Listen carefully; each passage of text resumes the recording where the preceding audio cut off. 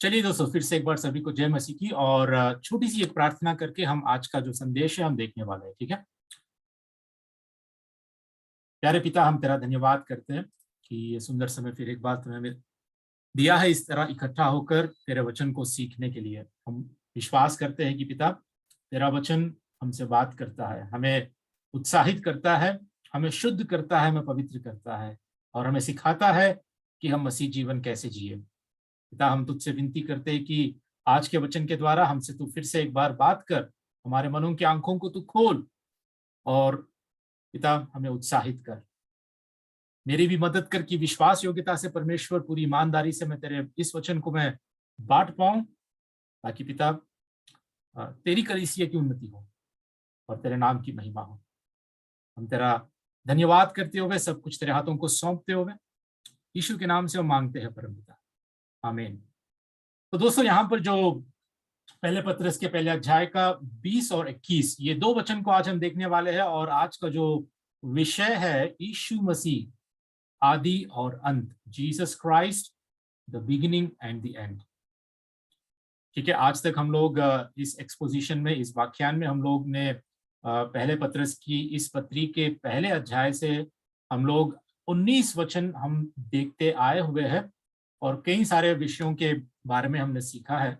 तो आज इन दो पदों को भी आपके आगे मैं रखना चाहता हूं इस विषय में कि कैसे यीशु मसीह इन दो पदों में हमें आदि और अंत के रूप में हमें दिखाई देते हैं। ठीक है। मैं आगे बढ़ना चाहता हूं। आज का जो ये दो वचन है, दो दो पद है, वो यह है 20 में ऐसा लिखा है कि मसीह को जगत की सृष्टि से पहले चुना गया था, पर अब इस अंतिम युग में तुम्हारे लिए प्रकट हुआ। 21, जो उसके द्वारा उस परमेश्वर पर विश्वास करते हो जिसने उसे मरे हुओं में से जिलाया और महिमा दी कि तुम्हारा विश्वास और आशा परमेश्वर पर हो। ठीक है। इन दो वचनों को हम आज अध्ययन करेंगे और सीखेंगे कि यहाँ पर हम लोग क्या सीख सकते हैं। 20वां वचन, ठीक है, ऐसा कहता है कि मसीह को जगत की सृष्टि से पहले चुन लिया गया था, पर अब इस अंतिम युग में तुम्हारे लिए, मतलब हमारे लिए, मसीह प्रकट हुआ है। एक एक वचन को मैं टुकड़ों में बांटकर मैं देखना चाहता हूं, आपके आगे रखना चाहता हूं, ताकि हम इसका सही अर्थ हम समझ पाए। सबसे पहले, ठीक है, मसीह को जगत की सृष्टि से पहले चुना गया था।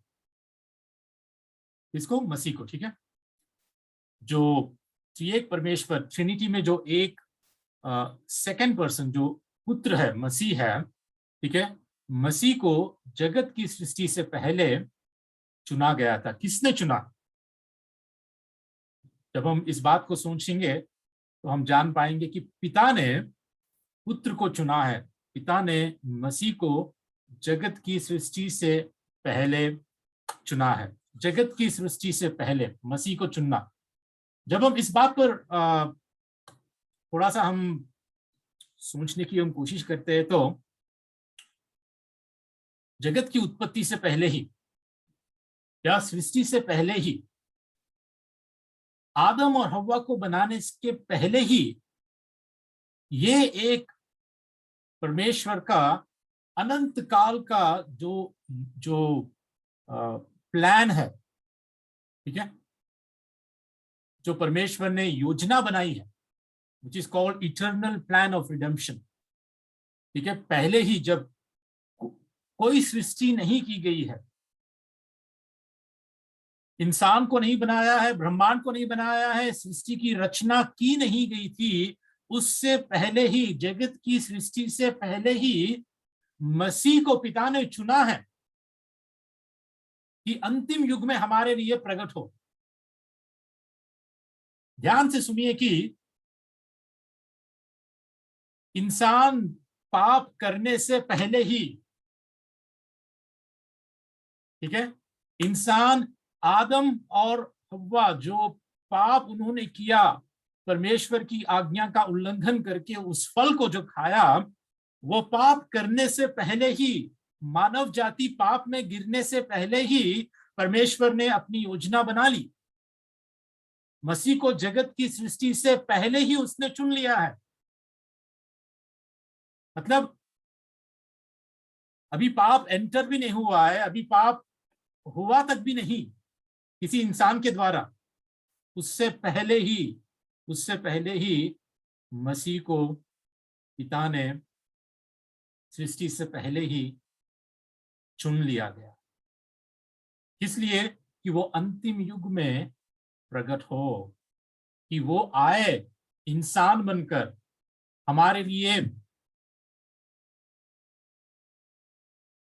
अपना लहू बहाए, हमारे लिए अपनी अपनी जान को बलिदान करे, हमारे लिए गाड़ा जाए और फिर तीसरे दिन मुर्दों में से जी उठे और हमारे उद्धार का कारण बने, ताकि हम उसके व्यक्तित्व और उसके कार्यों के द्वारा, जैसे अभी नाइजल भाई ने समझाया कि उसके जीवन, उसके मरण और उसकी मृत्यु और उसके पुनरुत्थान के द्वारा हम उद्धार को पाए। ये सब कुछ जो प्लान हुआ है, जो योजना बनी है, it was done before the foundation of the world, before even the creation of this world. जगत की सृष्टि से पहले ही ये सब कुछ परमेश्वर की योजना में, जो ट्रिनिटी में, ठीक है, त्रिएक परमेश्वर पिता पुत्र और पवित्र आत्मा के बीच में जो प्लानिंग चली है ना, ठीक है, जो योजना बनी है, it's the eternal plan of redemption. ये पहले से ही हो चुका है। ऐसा नहीं है कि परमेश्वर ने देखा, अरे आदम ने पाप किया, ठीक है, अभी आदम ने पाप किया है ना, आदम के पाप के लिए मैं अभी कुछ प्लान करूंगा, इसको बचाने के लिए, सारे मानव जाति को बचाने के लिए पाप करने के बाद ये प्लानिंग बनी है या परमेश्वर ने योजना बनाई है। ऐसी कोई बात नहीं है, ऐसा कहीं पर भी हमें शास्त्रों में हमें दिखाई नहीं देता है।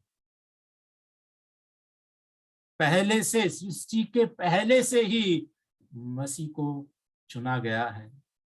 इट इज माइंड ब्लोइंग जब हम ऐसी बातों को सीखते हैं ना, कि परमेश्वर कितना ज्ञानी है, कितना उसका प्यार हमारी मानव जाति के लिए है। हम अंदाजा भी नहीं लगा सकते, हम सोच भी नहीं सकते, हमारे समझ के परे है कि परमेश्वर कितना हमारे लिए पहले से योजना बनाई है, किस रीति से उसने पहले मसीह को चुना कि वो हमारे लिए प्रकट हो। और उतना ही नहीं दोस्तों, और एक बात यह है कि जगत की सृष्टि से पहले हमें भी मसीह में परमेश्वर ने चुना। मतलब जिस वक्त मसीह को चुना है, उस वक्त ही, सृष्टि से पहले ही परमेश्वर हमें भी मसीह में चुना। और ये बात इफिसियों की लिखी हुई पत्री में, देखिए यहां पर स्क्रीन पर, इफिसियों की लिखी हुई पत्री में 1 उसका 4 से 6 तक, ठीक है, ऐसा लिखा है कि जैसा पिता ने हमें जगत की उत्पत्ति से पहले, ठीक है, पिता ने जगत की उत्पत्ति से पहले मसीह में हमें चुन लिया कि हम उसकी दृष्टि में पवित्र और निर्दोष हो, और प्रेम में, वो उसका प्रेम था, उसके प्रेम में उसने अपनी इच्छा के भले अभिप्राय के अनुसार हमें अपने लिए पहले से ठहराया, ठीक है। He has foreknown us, he has predestined us, पहले से उसने ठहराया कि यीशु मसीह के द्वारा हम उसके लेपालक पुत्र हो। परमेश्वर का ये ज्ञान, परमेश्वर की ये योजना, परमेश्वर की ये उसका प्रेम, उसकी इच्छा का जो भला अभिप्राय है हमारे लिए, दोस्तों ये हमारे समझ के बाहर है, कि उसने जगत की सृष्टि से पहले ही हमें भी मसीह में चुन लिया है। पाप आने के बाद नहीं, ठीक है, पाप आने के बाद या आदम और हव्वा पाप करने के बाद उसने प्लान नहीं बनाया कि चलो अभी मैं कुछ करता हूं, या आदम और हव्वा की सृष्टि भी, मानव जाति की सृष्टि भी जब उसने किया है, उसको पहले से ही पता था, परमेश्वर को पहले से ही पता था कि मानव जाति पाप में गिरेगी। आदम और हव्वा ये मेरे आज्ञा का उल्लंघन करेंगे, और उसके लिए परमेश्वर पहले से ही मसीह को चुना, और हमें भी मसीह में जगत की सृष्टि से पहले ही चुना है। इसीलिए पता है मैं क्या कहता हूं, there is no such thing as risk in God's dictionary.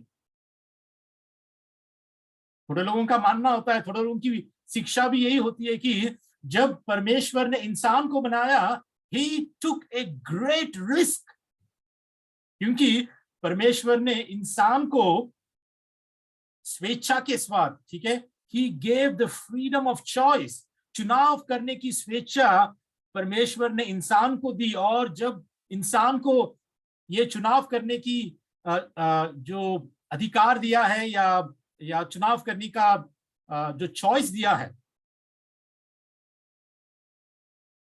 तब परमेश्वर बहुत ही रिस्क लेकर सृष्टि की है मानव जाति की। लेकिन ऐसा नहीं है दोस्तों। रिस्क हम कब लेते हैं पता है आपको? अगर हम अपनी भाषा में सोचते हैं, रिस्क हम कब लेते हैं?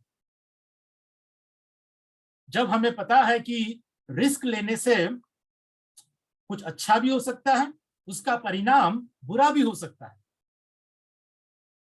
लेकिन परमेश्वर जो सर्वभौम परमेश्वर है, he is a sovereign God, जो सर्वशक्तिमान है, जो सब कुछ जानता है, उसके डिक्शनरी में या उसके पास रिस्क कहने का कोई शब्द ही नहीं है। There is no such thing. उसने अपने इटर्नल प्लान ऑफ सैल्वेशन या रिडेम्पशन, उसने जो उद्धार की जो योजना अनंत काल में बनाई है, उसमें उसने कहीं पर भी अपने आप को ये नहीं कहा कि मैं रिस्क ले रहा हूं इंसान को बनाने में। There is no such thing, क्योंकि उसने सृष्टि से पहले ही मसीह को चुना और हमें भी मसीह में चुना। ऐसी बात ना जहन में हमें कभी कभी हमारे समझ के पार हो जाती है कि कितना परमेश्वर हमसे प्यार करता है। जो चुने हुए लोगों के लिए उसके मन में जो उसकी प्यार की योजना उसने बनाई है, अपनी इच्छा के भले अभिप्राय के अनुसार उसने हमें पहले से ठहराया है।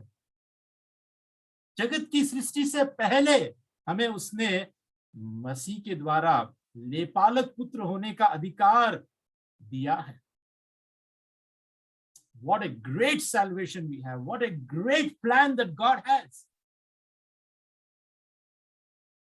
इसीलिए ना सोच के कभी कभी ना मैं अपने आप को रोक नहीं पाता हूं परमेश्वर के आगे कि परमेश्वर तूने मेरे लिए, मुझ जैसे पापी को बचाने के लिए, मुझ जैसे इंसान को, जो तू जानता है कि मैं पाप में जन्म लेने वाला हूं, जो जानता है कि मैं पाप में पला हूं, बड़ा हूं, पाप में ही मैं जीवन जिया हूं, लेकिन ऐसे इंसान को भी तू बचाने के लिए पहले से, जगत की सृष्टि से पहले तूने मेरे लिए योजना बनाई है, हम सब के लिए योजना बनाई है कि हम मसीह में चुने हुए लोग हैं। चुने हुए लोग परमेश्वर हमको या तुमको, किसी को भी, मानव जाति को बनाकर वो रिस्क लेकर ऐसा कुछ नहीं किया। ठीक है, ये बात हमें सोचना समझना बहुत जरूरी है। आगे बढ़ना चाहता हूं मैं, ठीक है। पर अब इस अंतिम युग में तुम्हारे लिए मसीह प्रकट हुआ, ठीक है। पहले से चुना गया है, लेकिन अब इस अंतिम युग में पत्रस ये कहता है कि अंतिम युग 2021 साल पहले ही जब यीशु मसीह आया, और जब पत्रस ये पत्री लिखा है, तो तभी पत्रस कह रहा है, क्या कह रहा है? अंतिम युग, समझने की बात है। तभी 2021 साल पहले ही अंतिम युग की बात की गई। हम आज भी कहते हैं ना कि हम अंतिम दिनों में हैं, we are in the end times, we are in the last days. लेकिन ये लास्ट डेज या ये अंतिम युग की बात वहीं पर 2021 साल पहले ही पतरस ने कह डाली। आपको सुनकर थोड़ा सा अजीब लगेगा या अचंभा हो गया कि अंतिम युग क्या है? ये अंतिम युग पतरस क्यों कह रहा है कि इस अंतिम युग में तुम्हारे लिए मसीह प्रकट हुआ? ठीक है, हम स्क्रिप्चर को स्क्रिप्चर के साथ ही, वचन को वचन के साथ ही हम लोग देखने वाले हैं और इसका अनुवाद करने वाले हैं। तो इसके लिए मैं आपके आगे दो चार वचनों को मैं शास्त्र में से मैं निकाल कर आपको दिखाना चाहता हूं। ठीक है, अंतिम युग, ठीक है, इसका मतलब है मसीह के पहले आगमन से जो युग शुरू हुआ है वही अंतिम युग है। और वो कब पूरा होगा? मसीह के दूसरे आगमन। ठीक है, पहले आगमन से दूसरे आगमन के बीच में जो युग के बारे में बाइबल हमें सिखाती है वो है अंतिम युग। ठीक है, इसको निर्धारित करते हुए थोड़े वचन आपके आगे मैं रखना चाहता हूं। ठीक है, इब्रानियों की पत्रिका 1 का 1 और 2 क्या लिखा है? पूर्व युग में परमेश्वर ने पूर्वजनों से थोड़ा थोड़ा करके और भांति भांति से भविष्यद्वक्ताओं के द्वारा बातें की, पर इन अंतिम दिनों में, ठीक है, इब्रानियों की इस पुस्तक का जो लेखक है वो कह रहा है कि इन अंतिम दिनों में हमसे अपने पुत्र के द्वारा बातें की। ध्यान से देखिए, अंतिम युग, यहां पर भी अंतिम दिनों का शब्द का इस्तेमाल किया गया है। और एक वचन में इब्रानियों के इसी पुस्तक में 9 का 26 में ऐसा लिखा है, नहीं तो जगत की उत्पत्ति से लेकर उसको बार बार दुख उठाना पड़ता। ये मसीह के बारे में कहा गया है। पर अब युग के अंत में, ठीक है, युग के अंत में वह एक बार प्रकट हुआ ताकि अपने ही बलिदान के द्वारा पाप को दूर करे। तो प्रभु यीशु मसीह के पहले आगमन से ही अंतिम युग शुरू हो चुका है। तब से लेकर अभी तक हम लोग अंतिम युग में ही जी रहे हैं। और जैसे जैसे जो भविष्यवाणी की गई है अंतिम दिनों के लिए, वैसे वैसे यह भविष्यवाणी पूरी होगी। हम ये भी कह सकते हैं कि हम आखिरी घड़ी पर या अंतिम मिनट, हम उस घड़ी पर, उस क्षण पर हम आ पहुंचे हैं। लेकिन बाइबल के अनुसार हम लोग युग के अंत में हैं, युग के अंत में। ठीक है, इसीलिए जब हम सोचते हैं इन सारी बातों को, हम ये देख पाते हैं इस वचन के आधारित, that Jesus Christ is the beginning and the end. जब से वो इस धरती पर पहले आगमन में आया था, ठीक है, ये अंतिम युग शुरू हुआ है। और जब वो आएगा दूसरी बार तो ये अंतिम युग समाप्त होगा। शुरुआत से लेकर सृष्टि के आरंभ से, सृष्टि जब परमेश्वर ने सृष्टि से पहले ही जब मसीह को चुना है, ही वॉज द बिगिनिंग। और एंड कब होगा, अंत कब होगा? मसीह के साथ, मसीह के दूसरे आगमन के साथ। इसीलिए हम कहते हैं कि सब कुछ मसीह ही है, मसीह ही शुरुआत है, मसीह ही अंत है, वो ही आदि है, वही अंत है। ये बात हमें सोचना जरूरी है दोस्तों। ठीक है, और एक बात यहाँ पर पहले कुरिन्थियों के 10 का 11 में भी ऐसा लिखा है, परंतु ये सब बातें जो उन पर पड़ी दृष्टांत की रीति पर थी। ये इजराइल के लोगों के बारे में हमें यहाँ पर सिखाया जा रहा है कि उन पर जो बातें हुई है, उन पर जो घटनाएं पड़ी है, वो हमारे लिए एक दृष्टांत की रीति पर थी, और वे हमारी चेतावनी के लिए जो जगत के अंतिम समय में रहते हैं लिखी गई है। पौलुस कह रहा है यहाँ पर कि अंतिम समय में हम रहते हैं, जगत के अंतिम समय में। ठीक है, तो ये बात को हमें समझना जरूरी है। इसीलिए हमारा प्रभु यीशु मसीह, ही इज द बिगिनिंग, वही आदि है और वही अंत है। उसी के ही आगमन से ही अंतिम युग की शुरुआत है और अंतिम युग का ही अंत होने वाला है। ठीक है, आगे बढ़ना चाहता हूं। 21वां वचन जो आज थोड़े समय में मैं खत्म करना चाहता हूं। 21वें वचन में आप देख सकते हैं, जो उसके द्वारा, मतलब हम लोग, ठीक है, यहां पर विश्वासियों की बात की गई है, जो उसके द्वारा उस परमेश्वर पर विश्वास करते हो जिसने उसे मरे हुओं में से जिलाया और महिमा दी, कि तुम्हारा विश्वास और आशा परमेश्वर पर हो। ठीक है, यहां पर एक बात हमें सीखना जरूरी है कि हम परमेश्वर पर विश्वास, ठीक है, परमेश्वर पर विश्वास हमने किसके द्वारा किया है? उसके द्वारा, मसीह के द्वारा परमेश्वर पर विश्वास करते हो। ये बात पतरस उन विश्वासियों के बारे में कह रहा है। ठीक है, उसके द्वारा मतलब मसीह के द्वारा, मसीह के द्वारा हम परमेश्वर पर विश्वास करते हैं। केवल मसीह के द्वारा ही परमेश्वर पर उद्धार के लिए विश्वास, केवल मसीह के द्वारा और किसी के द्वारा नहीं। वचन शास्त्रों में हमें साफ साफ सिखाया जा रहा है कि केवल और केवल मसीह के द्वारा ही हम परमेश्वर पर उद्धार के लिए विश्वास कर सकते हैं। मसीह के सिवाय, मसीह के बगैर और कोई दूसरा रास्ता नहीं है।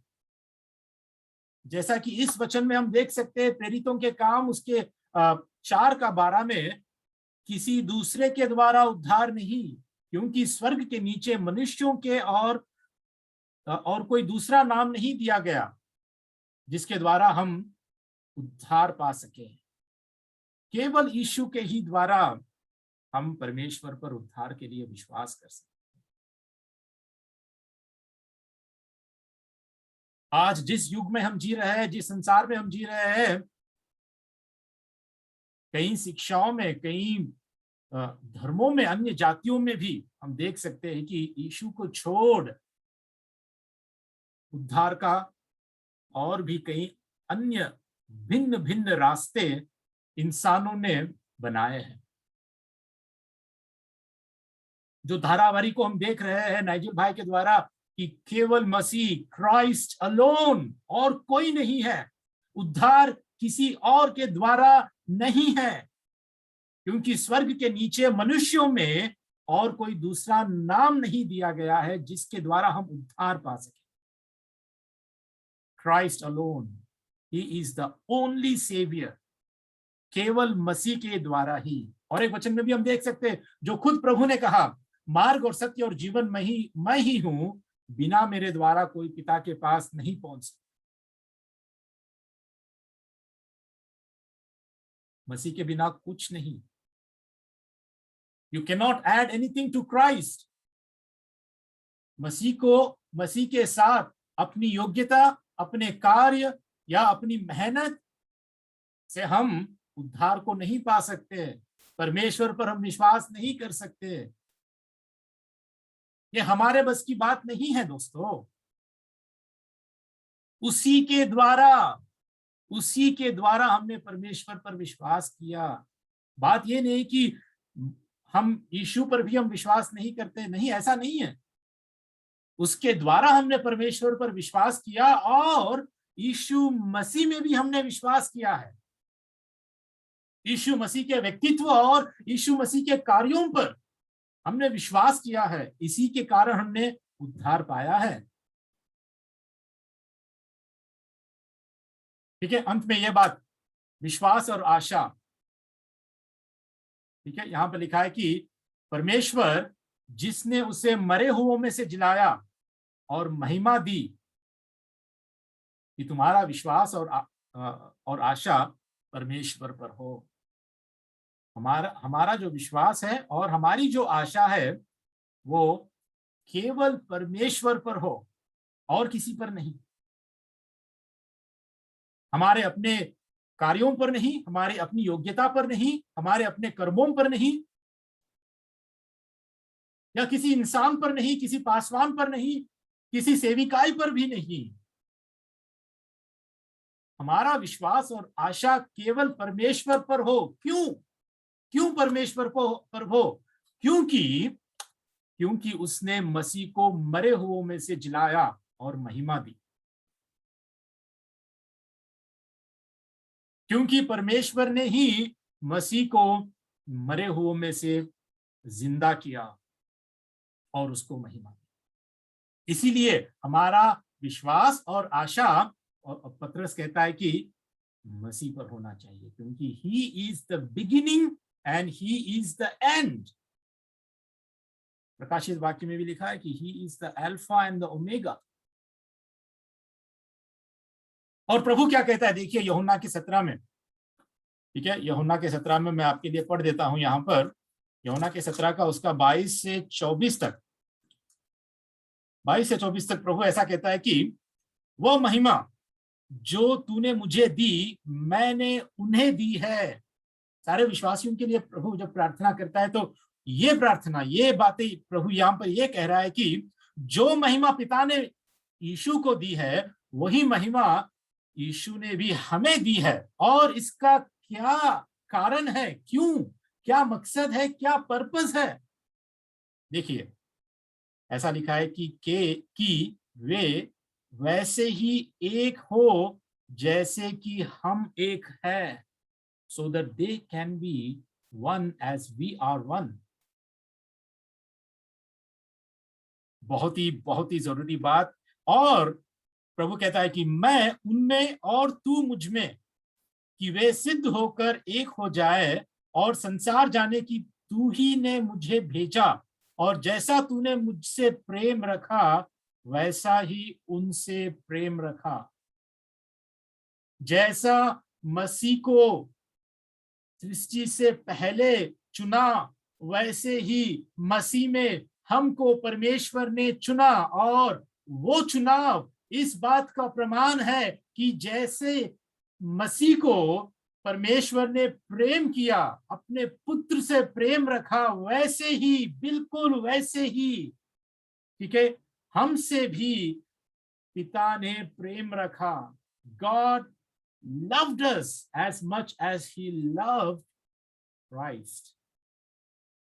और मसीह में ही परमेश्वर ने हमसे प्रेम किया, ऐसा प्रेम रखा। 24 में ऐसा लिखा है, हे पिता मैं चाहता हूं कि जिन्हें तूने मुझे दिया है, जहां मैं हूं वहां वे भी मेरे साथ हो, कि वे मेरी उस महिमा को देखे जो तूने मुझे दी है, क्योंकि तूने जगत की उत्पत्ति से पहले मुझसे प्रेम रखा। दोस्तों इसीलिए पत्रस यहाँ पे कहता है कि हमारा विश्वास और आशा उस पिता पर, उस परमेश्वर पर, उस मसीह पर है, क्योंकि उसने मसीह को मरे हुए में से जिलाया और उसको महिमा दी। और इसके साथ उसने ये प्रमाण दिया है, या ये साबित कर दिया है कि वो विश्वास योग्य है, और उसी में ही यीशु मसीह में ही हम उद्धार पा सकते। ठीक है, इसीलिए मैं आज इन बातों को यहीं पर समाप्त करना चाहता हूं, ये कहते हुए कि हमारा सब कुछ मसीह में है, क्योंकि वो हमारा आदि है और अंत भी है, उसके सिवाय कुछ नहीं है। ठीक है, प्रभु इन बातों को आशीष दे हमारे आत्मिक उन्नति के लिए। हम यहीं पर छोटी सी एक प्रार्थना करके हम समाप्त करें।